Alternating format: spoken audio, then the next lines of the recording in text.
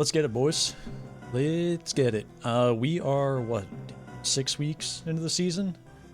Not bad, not bad. Yeah, it's been flying. Let's keep getting that spicy stuff in there, and then really lock it in for playoffs. Rosters are locking at the end of this week, so if you have any free agency moves you're chewing on, any remaining transaction slots that you haven't used yet, time's coming down to it, so hop on it if you have to. But yeah, let's just hop into week 6 here. Myself and Dodge started this off. What was my thought process into this game? Let's see. Yeah. Okay, so Palafin looked really good. I was scared of Ditto, so I didn't want to bring like a ton of setup stuff that I couldn't immediately handle.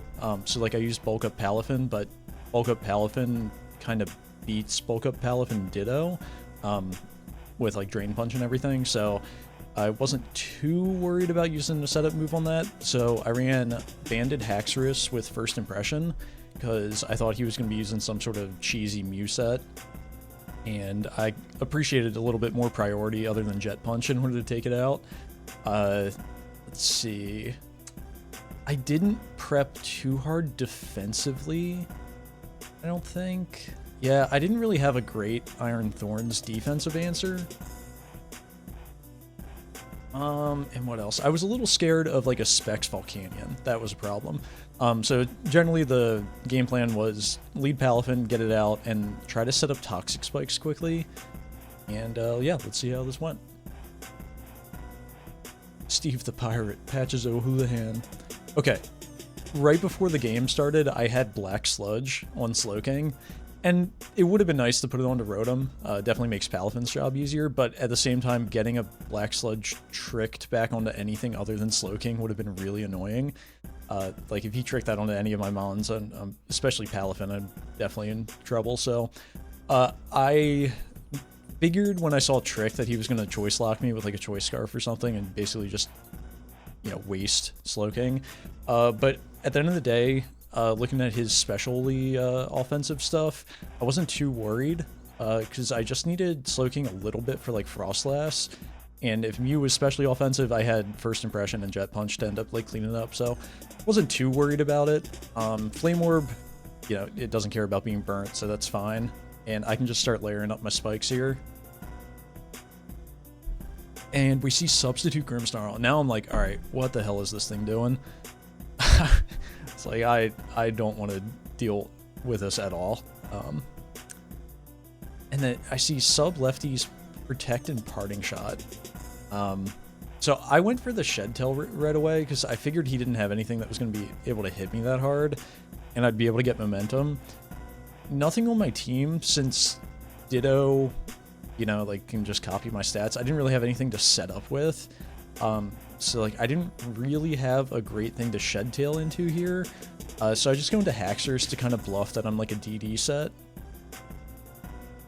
But I'm banded and I have Mold Breaker, so I can end up hitting Rotom through the Levitate, and it actually OHKOs, which is perfect. That's exactly what I wanted. And here I have a Substitute up, so I'm like, alright, whatever you go for, I'm fine. I'm just going to get some damage down.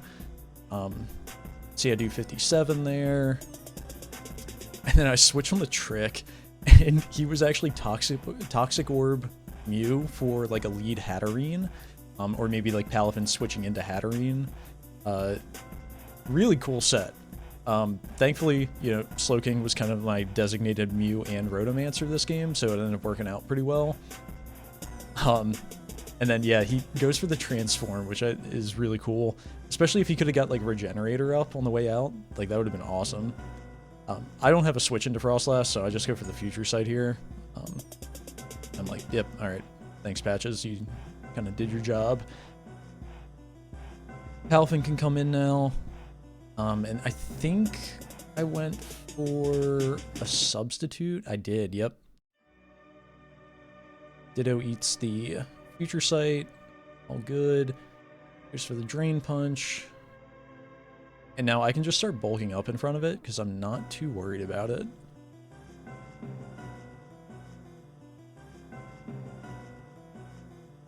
And this is where it almost fell off the tracks. I was getting a little nervous here.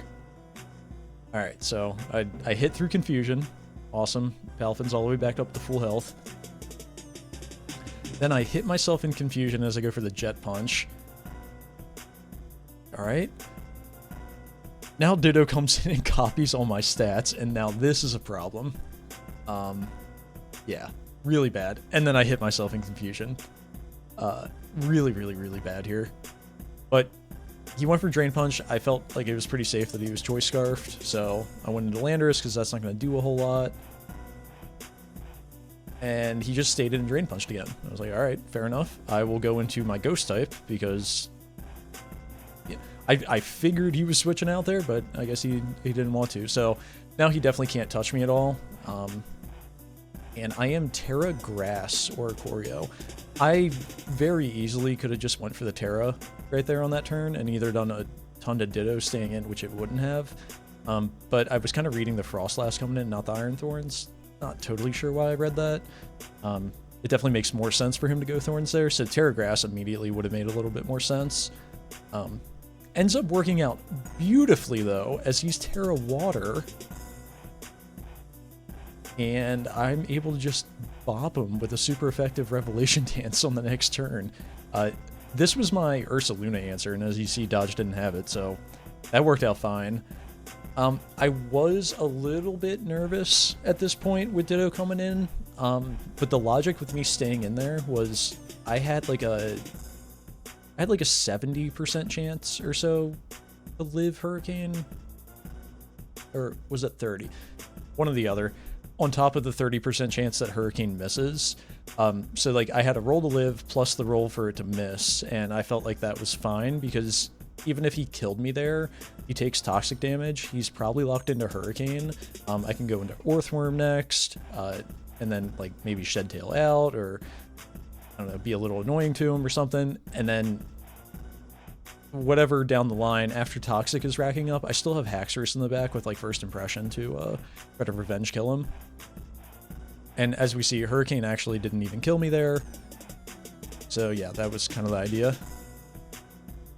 Alright, Oricorio did its job. Since I was at +1 speed there from the Dancer Dragon Dance, I know that this is Scarf now, and all I have to do is work with toxic damage to get it down, so I just go for a First Impression here to guarantee that I'm putting it down into more range so that he can't take out both things. And I just stay in, that way he doesn't get like a freeze or whatever, but at this point I have enough mons and he doesn't have enough turns left from Toxic, as he's going to go down on the next turn. So yeah, GG's Dodge. Really, really nasty Grimmsnarl set. I can't believe it worked too. Really funny. Alright, we'll go to the next. Alright, Tom and Joe. There's one turn in this game that I was like, huh? I like it, just go for the CC off rip. Risks the para, and Joe doesn't get it again. It's back-to-back weeks not getting the 60% para. Okay. Yeah, this turn's tough. This is such a 50-50. I think, and now this kind of comes into the mind games and everything, I feel like when you have the Terramon on the field against something that can't Terra, you're in the driver's seat. And I don't know, maybe 80-90% of the time, the person across the field is not going to try to predict what you Terra into. I think it's safer just to go for what you see in front of you and then deal with the consequences after. So Tommy didn't want to go Terra Fairy here, fearing like a Sludge Bomb out of Gengar, which is totally fair. But since he, you know, ate that Focus Blast, when he Terras the next turn, he's still in range. Or, well, he goes for the Sludge Bomb. Even with, let's see, that did 74, he had 26 left.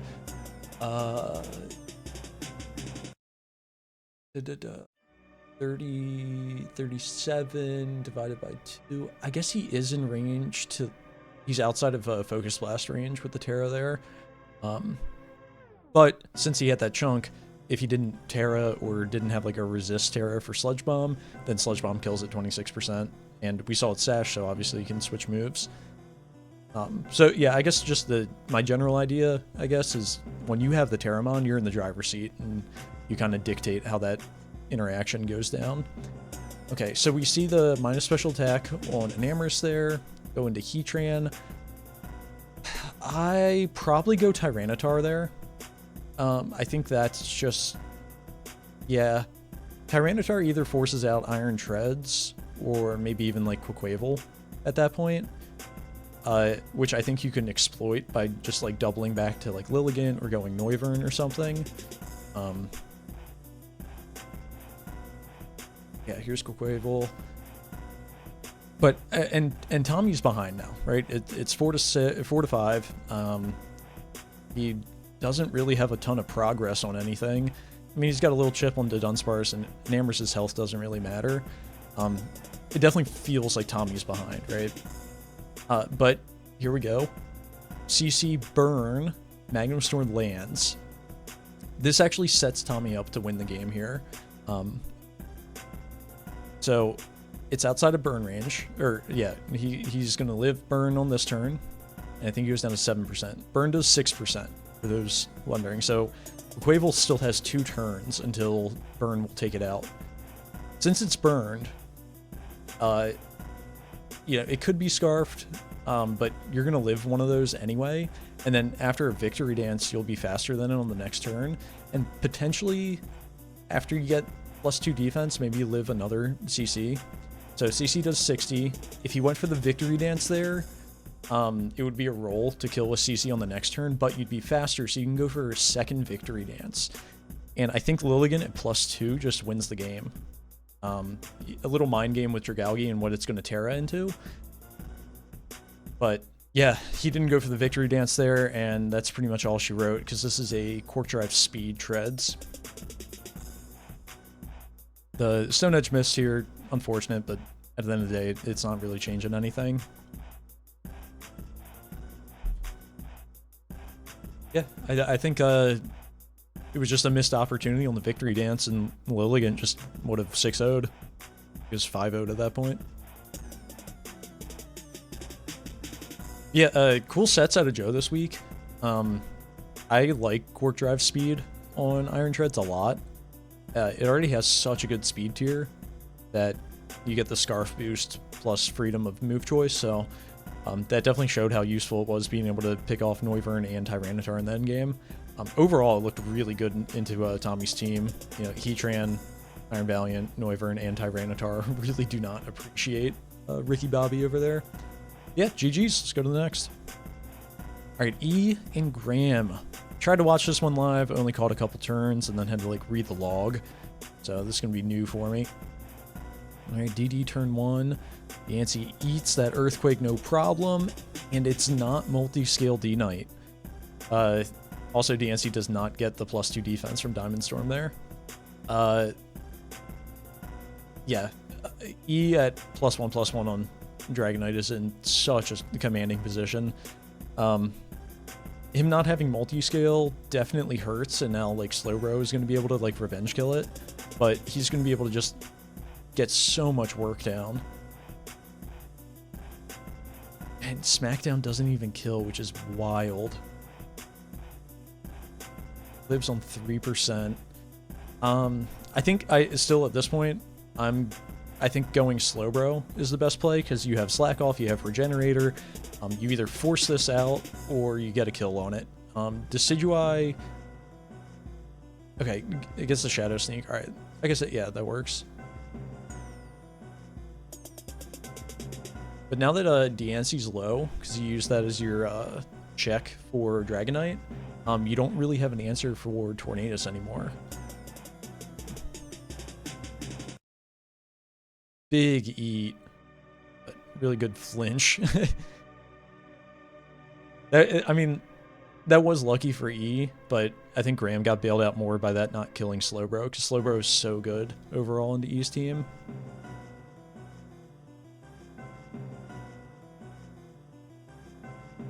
Steel Tauros. Big damage with Stone Edge. Yeah, man. Tornadus is just so good. I think that was just unnecessary on E's part. Like, what is stopping Tornadus other than a Shadow Sneak Decidueye, right? Like, if you get Tornadus back in with like momentum, like a U-turn Gren or something, like it just claims a kill. I don't really think you should have thrown it away at that point. Like, you have Toxapex to switch into Decidueye all day. Like, no problems. You know, going hard Skeledirge, getting a Torch Song off, I'm sure, yep. Says we'll kill Slowbro on the next one. Get some Regenerator back, pick off Diancie. Good play going for the Shadow Ball there, in case you went with Cleaver. Trailblaze, really interesting there. I guess it does make sense for Great Tusk to come in on the rock move, being 4 times resist to it. That would have been, like, pretty spicy.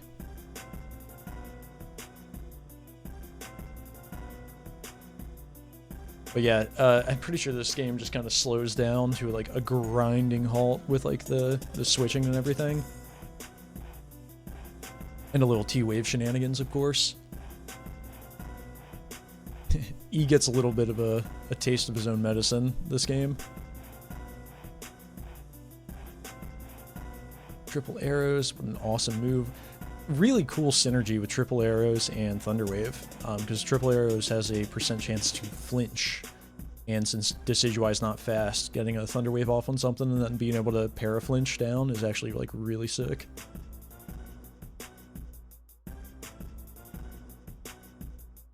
Okay. Going Cleaver there, aggressive. Extremely aggressive, but it worked out. It felt like Decidueye would have been pretty safe there. Yeah.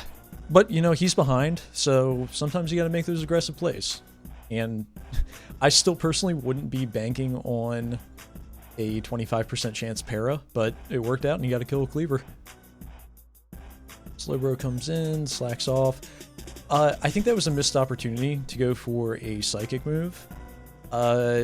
Yes, you do need Slowbro, and eating another Headlong Rush is a pain in the butt, but you might be able to get away with using Cleavor and Decidueye to get through Toxapex and Skeledirge if Great Tusk is super weak. Because, like, what does Slack Off do for you there if he Headlong Rushes, right? You're just stacking more toxic damage, and then the next time he goes for a Headlong Rush, it's just going to kill you anyway, you know? Yeah, I think that was a wasted opportunity on Graham's end. I don't know if Cleaver and Decidueye beat Toxapex plus Skeledirge, but definitely, I think it would have been a little bit closer.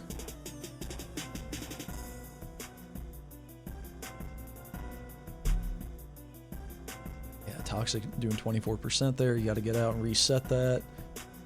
And E knows that and goes for a great Toxic there. Really good call. Yeah, crit Leaf Blade doing a good chunk of damage there. I think he goes for the Baneful Bunker on the Slowbro switch. This Mon is so annoying.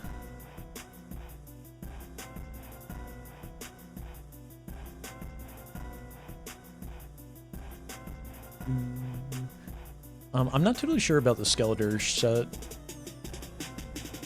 Like what he's running on it. Here's the Stone Axe, get your rocks up. Force a Rapid Spin on Slowbro so you can get that in for free. Oh, it goes for the Headlong Rush. You go for the Psychic here? Good, yeah, good play. Should just be a Baneful Bunker here to stack damage. No? Hard Dirge. Okay, so why not go for the Psychic, right? Just go for the Psychic. Yeah, you'll force him to slack off, but that gives you a free switch into Cleaver at that point, and then you can go for maybe a Trailblaze into Great Tusk. I don't know. Definitely a couple options. And it lives the knockoff. 61% Skeledirge. Yeah, you go for that Psychic, and then Decidueye is just free to get that kill.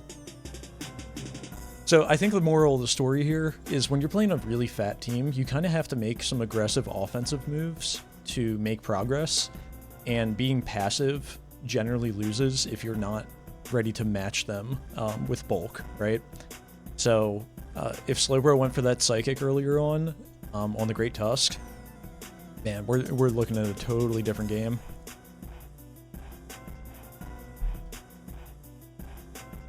And that said, E going for a headlong rush into Slowbro, I think also was like a little bit of a misplay. Like, Slowbro doesn't really beat Skeledirge or Toxapex. They don't beat him 1v1 necessarily either, but, you know, makes it a little bit tougher. Really good Toxic there out of that. Yeah, Graham's probably reading a couple Baneful Bunkers and stuff, so he's really making the most out of this. But yeah, I think Graham just doesn't have enough pieces here to be able to reset Toxic and keep it moving.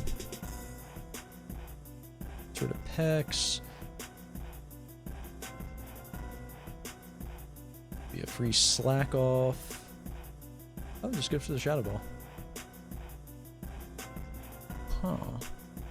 Yeah, I think Great Tusk just wins it in the end anyway.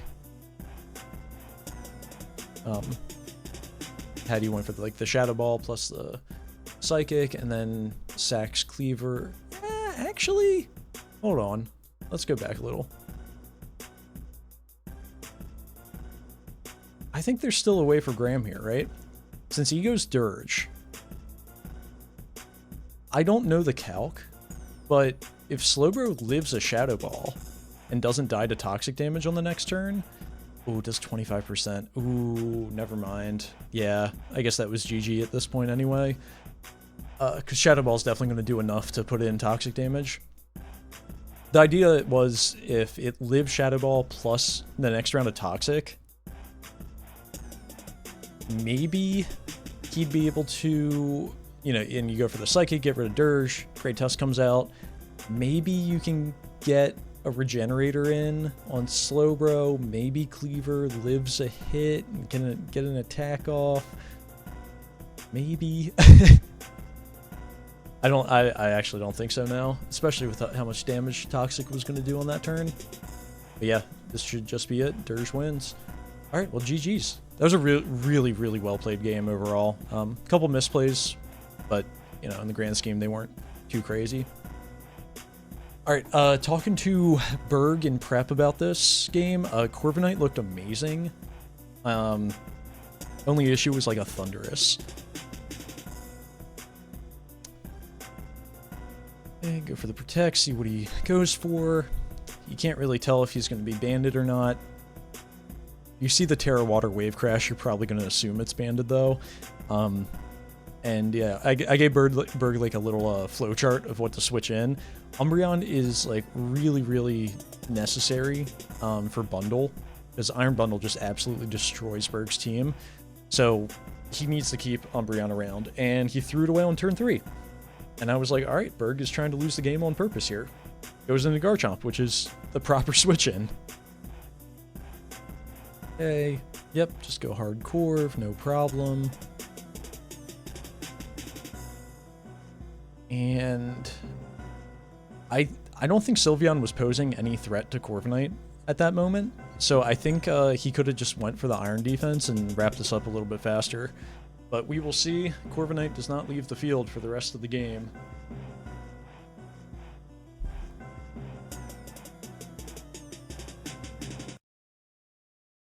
Yeah, Ty said he misplayed right there going for the Rapid Spin. That definitely didn't do anything, that's for sure. But yep, this is +6 Corviknight. We will see Thunder Punch does 11%. Absolutely outrageous. Sylveon comes in, and Burg goes for the Roost on the Protect, which is just so nasty. It's so good. But yeah, Body Press almost getting the kill there. I'd imagine it did more than Iron Head, because he's so stacked up at this point. But he's dodging Paras, he's just getting Okos at this point. And he dodges the Hydro Pump. He was at 52%, I think. I did the calc on it. Modest bundle into that definitely had a favorable roll to kill. But at the end of the day, like, Burg got like a ton of value out of Corviknight. It would still be nice to have that for Sylveon, but you know, he has like Toxtricity still around. And getting some good chip on Donphan kind of opened it up for Gallade as well, if that's able to get an agility up at some point. Plus, like, Azumarill just is, like, a beast as well, just in general. So, you know, Corv got its value, even if it died to that Hydro Pump there. But since it dodged it and it was able to roost up, it takes 9% from a banded Wild Charge. And GG, it's Envy.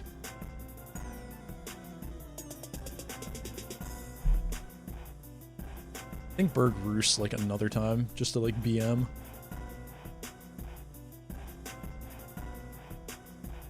Oh no, it was the Protect from Tai. It's good stuff. Right, but yeah, Corv with the sweep. GG's Burg, man, you're killing it. I love it. I love it. Alright, last game of the week, we got Cordel and MJC. Really goofy Screamtail here. Tricking a Black Sludge onto Garganacl. That's actually so annoying for MJC. With Recover's PP getting halved this gen, he's definitely going to be in a little bit of a bind with getting his health back. He goes for the Recover there, probably anticipating a ground move into him, and just like healing back up, seeing how much it's going to do. But Cordel goes for the Whirlwind and just gets it out of there. And Whirlwind took him out into Champal. Yep, of course you want to get out. Anticipating a body press off of Ting Lu going into Gardevoir, but Cordel made a perfect middle ground play where if he wanted to go back into Garganacl or anything else which is really light, Grafaiai, Azelf, and Hawlucha, Heavy Slam's going to do a ton, and it OHKOs Gardevoir here. And yeah, this is kind of like the beginning of the end for MJC. That was a ton of like his offensive presence for this week. Okay, Grafaiai coming in on Hisu and Gudra. Get a big boy sword stance off. Low kick to 61% to max defense Ting Lu. That's hilarious. Okay, U-turn, really good play. Yep, Garganacl, that's fine. So, what MJC really needs at this point, because he just doesn't really have the speed, is he either needs Chip on Cinderace, or he needs Grafaiai to get its Unburden off. Really, those are like his two, like the only two viable options at this point. Ice Spinner only doing 34 to Screamtail is also just like so nasty. Hawlucha coming in. Yeah. I guess you don't have a ton of options.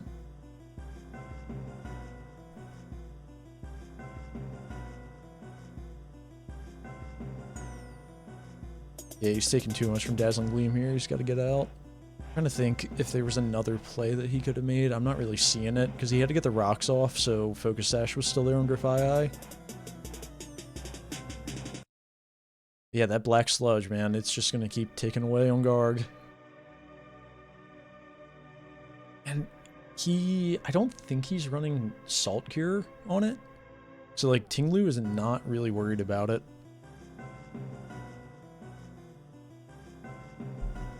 And max defense Impish is able to live this Ice Spinner.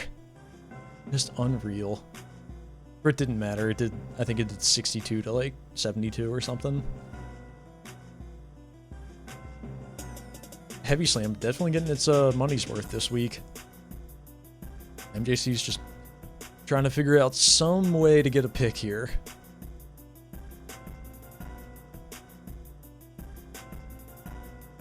Dazzling Gleam just doing too much still.